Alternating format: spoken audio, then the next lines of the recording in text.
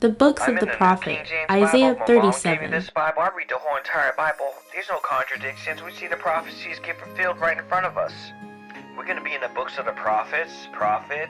Isaiah assures deliverance. Chapter 37, verse 1. And so it was, when King Hezekiah heard it, that he tore his clothes, covered himself with sackcloth, and went into the house of the Lord. And then he sent to Eliakim, who was over the household, Shebna the scribe, and the elders of the priests, covered with sackcloths, to Isaiah the prophet, the son of Amos.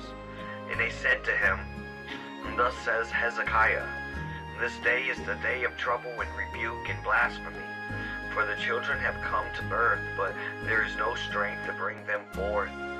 It may be that the Lord your God will hear the words of Rabshakeh, whom his master, the king of Assyria, has sent to reproach the living God and rebuke the words which the Lord your God has heard.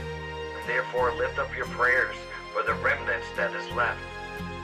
So the servants of the king Hezekiah came to Isaiah, and Isaiah said to them, Thus you shall say to your master, Thus says the Lord, Do not be afraid of the words which you have heard, with which the servants of the king of Assyria have blasphemed me.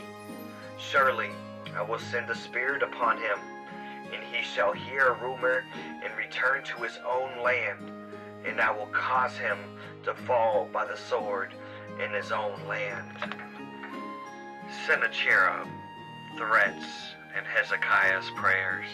Chapter 37, verse 8.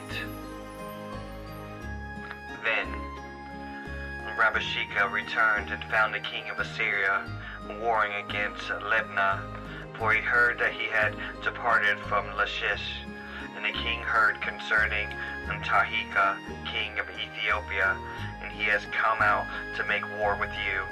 So when he heard it, he sent messengers to Hezekiah, saying, Thus you shall speak to Hezekiah, king of Judah, saying, Do not let your God in whom you trust deceive you, saying, Jerusalem shall be given into the hand of the kings of Assyria.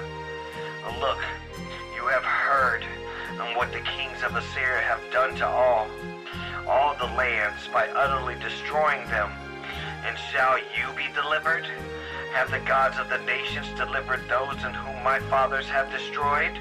Gazan and Haran and Rezeph and the people of Edom who were in Tessar, the king of Arpad, and the king of the city of Saphavaim, Hena and Ava. And Hezekiah received a letter from the hand of the messenger, and he read it. And Hezekiah went up to the house of the Lord, and he spread it before the Lord. And then Hezekiah prayed to the Lord, saying, The Lord of hosts, God of Israel, the one who dwells between the cherubims, you are the God, you alone, of all the kingdoms of the earth. You have made heaven and earth. Incline your ear, O Lord, and hear. Open your eyes, O Lord, and see. Hear all the words of the Sennacherib, which he has sent to reproach the living God.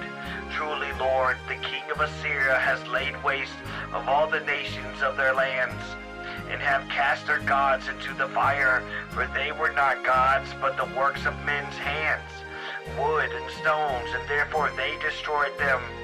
Now therefore, O Lord, our God, save us from his hand, that all the kingdoms of the earth may know that you are the Lord, you alone. The word of the Lord concerning Sennacherib. Chapter 37, verse 21.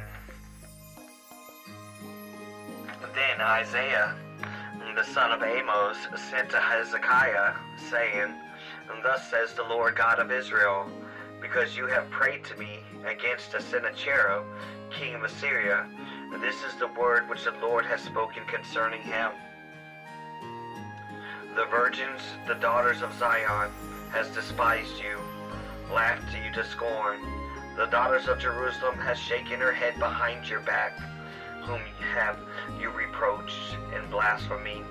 Against whom have you raised your voice, and lifted up your eyes on high, against the Holy One of Israel? By your servants you have reproached the Lord, and said, by the multitudes of my chariots I have come up to the heights of the mountains, to the limits of Lebanon. I will cut down its tall cedar and its choice cypress trees, and I will enter its farthest heights into its fruitful forest. I have dug and drunk water, and with the soles of my feet I have dried up all the brooks of the fence. Did you not hear long ago how I made it from ancient times, that I formed it? Now I have brought it to pass that you should be for crushing fortified cities into heaps of ruin. Therefore their inhabitants had little power, and they were dismayed and confounded. And they were as the grass of the field, and the green herbs, and as the grass on the housetops, and the grain blackened before it's grown. But I know your dwelling place. You're going out and you're coming in, and your rage against me, because your rage against me and your tumult have come up to my ears. Therefore I will put my hook in your nose, and my bridle in your lips, and I will turn you back by the way which you came. This shall be a sign for you.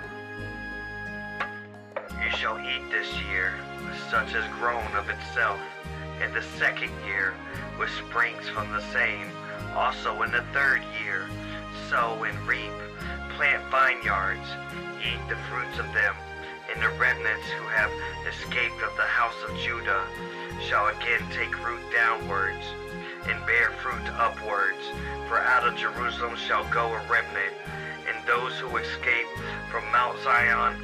The zeal of the Lord of hosts will do this. Therefore thus says the Lord concerning the king of Assyria, he shall not come into this city, nor shoot an arrow there, nor come before it with shield, nor build a siege mound against it. By the way that he came, by the same shall he return, and he shall not come into this city, says the Lord. For I will defend the city to save it for my own sake and for my servant David's sake. Sennacherib defeated in death, chapter 37, verse 36. Then the angel of the Lord went out and killed in the camp the Assyrians 185,000. And when the people arose early in the morning, there was the corpse all dead. So Sennacherib, king of Assyria, departed and went away, returned home, and remained at Nineveh. Now it came to pass, as he was worshipping in the house of Nisroch, his god, that his sons Adremelech and Sharezer struck him down with the sword, and they escaped into the land of Ararat. And then Esarhaddon, his son, reigned in this place. Bless the whole universe.